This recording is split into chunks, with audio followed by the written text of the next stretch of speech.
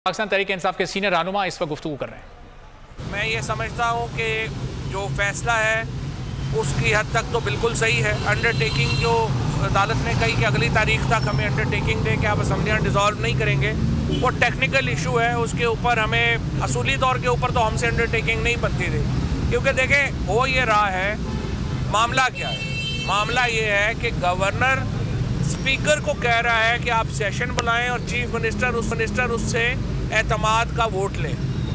यहाँ पे स्पीकर साहब ने गवर्नर को कहा कि इजलास में नहीं बुला सकता, क्योंकि आपने जो मंजूर वट्टू केस है उसमें यह है कि आप कम से कम 10 दिन का वक्फा देंगे एतमाद के वोट के लिए, और दूसरा ये कि आपका सेशन जो है वो बहाल नहीं है।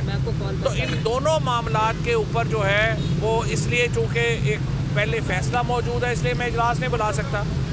स्पीकर ने जब इजलास नहीं बुलाया तो चीफ मिनिस्टर कैसे एतमाद का वोट लेता? तो जो ये ऐसे ही है कि जैसे वो छोटे बच्चे में जो वालदा जो है वो टीचर को मिली और उसने कहा कि ये अगर मेरा बच्चा कोई शरारत करे तो साथ वाले को थप्पड़ लगा दीजिएगा और वो बच्चा शरारत नहीं करेगा। यही जो है वो गवर्नर का और ये हुआ। फिर मैं आपको बताऊं कि 12:30-1 बजे तक जो चीफ सेक्रेटरी साहब हैं वो क्लियर थे कि ये नोटिफिकेशन नहीं हो सकता।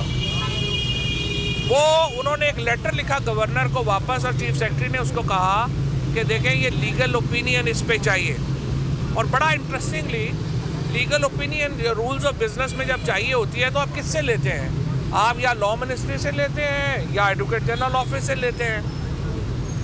जो गवर्नर साहब हैं उन्होंने अपने वकला से एक लीगल ओपिनियन बनवाई और बनवा के चीफ सेक्रेटरी को भेज दी, और चीफ सेक्रेटरी साहब बेचारे पता नहीं अब तफसीलात आ जाएंगी, पाकिस्तान में कहाँ रुकती हैं तफसीलात।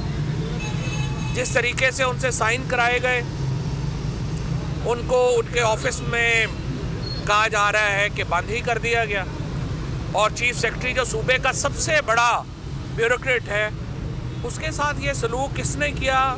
चीफ सेक्रेटरी साहब को उम्मीद है कि वो आएंगे, बताएंगे कि क्या हुआ, कैसे हुआ, और क्यों किसने उन्हें मजबूर किया कि वो ये नोटिफिकेशन जारी करें कि परवेज़ इलाही वज़ीर आला नहीं रहे। और बड़ी बदकिस्मती है पाकिस्तान में, आइन जो है वो कहीं पीछे रह गया है। माइट इज़ राइट, जंगल का कानून नाफिज है।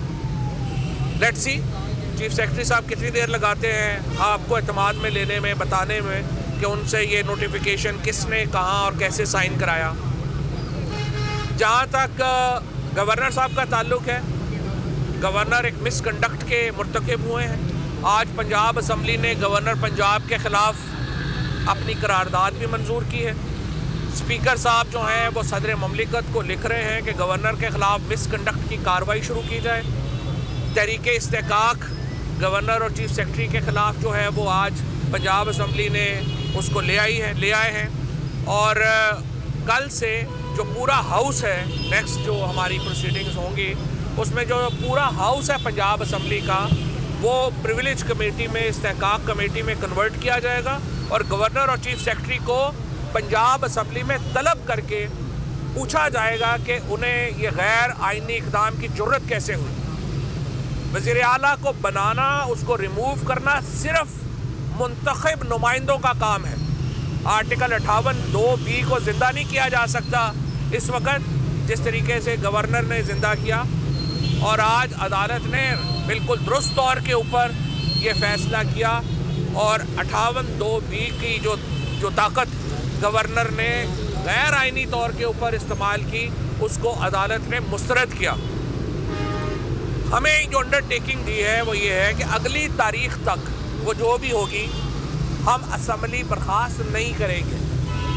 हमने ये अंडरटेकिंग इसलिए दी है कि अदालत ये कह रही है कि अगर हम आपसे अंडरटेकिंग के बग़ैर ये कर देंगे, आप 1 घंटे बाद असम्बलियाँ डिज़ोल्व कर दें, तो यूँ लगेगा कि जैसे हम कोई कलूजन में हैं। ये एक टेक्निकल ग्राउंड है, अदालत ने ली है। मैं इससे एग्री नहीं करता, PTI इससे एग्री नहीं करती, लेकिन अदालत ने चूँकि कहा कि नहीं आप ये अंडरटेकिंग दे दें, तो हमने 1 तारीख के लिए इससे आगे की नहीं है। असम्बलियाँ बाहर हाल डिज़ोल्व होनी है। आप हफ्ता ले लें, आप 1.5 हफ्ता ले लें, लेकिन इससे आगे मामला नहीं जाना।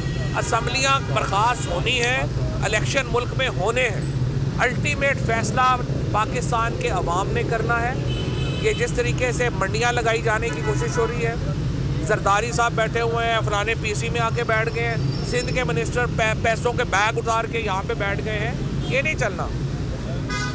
अब हम इंशाअल्लाह ताला ये जितने भी चाहे 5 दिन है या 7 दिन है या 8 दिन है ये केस चलेगा, हम पहले ही तैयार हैं वोट ऑफ कॉन्फिडेंस लेने के लिए। सिर्फ हमने ये कहा था कि इतना मौका हो कि जो हमारे MPAs मुल्क से बाहर हैं वो वापस आ जाएं, और हमें उम्मीद ये है कि हम अगली तारीख से पहले ही शायद अपने मेंबर्स पूरे करके तो हम ये वोट ऑफ कॉन्फिडेंस वाला जो शौक़ है गवर्नर का ये भी पूरा कर देंगे।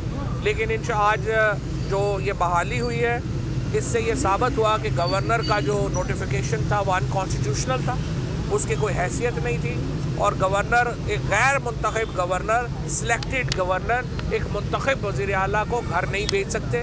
सदर ममलिकत से ये मेरी दरख्वास्त है, स्पीकर के जो लेटर है उसके ऊपर फौरी कार्रवाई शुरू की जाए, गवर्नर को हटाने के इक़दाम किए जाएँ, और पंजाब असम्बली इस्तेहकाक के ऊपर, प्रिविलेज के ऊपर जो है वो इन दोनों से अपनी तहकीकात शुरू करे। हकीकी आज़ादी की जंग में बोल भी कप्तान के हमकदम। इलेक्शन कराओ मुल्क बचाओ की लाइव ट्रांसमिशन, दिखाई लम्हा बलम्हा सूरत हाल। रील और रेटिंग में भी बोल न्यूज रहा नंबर 1। सब्सक्राइब करें और बेल दबाएं ताकि कोई खबर रह न जाए।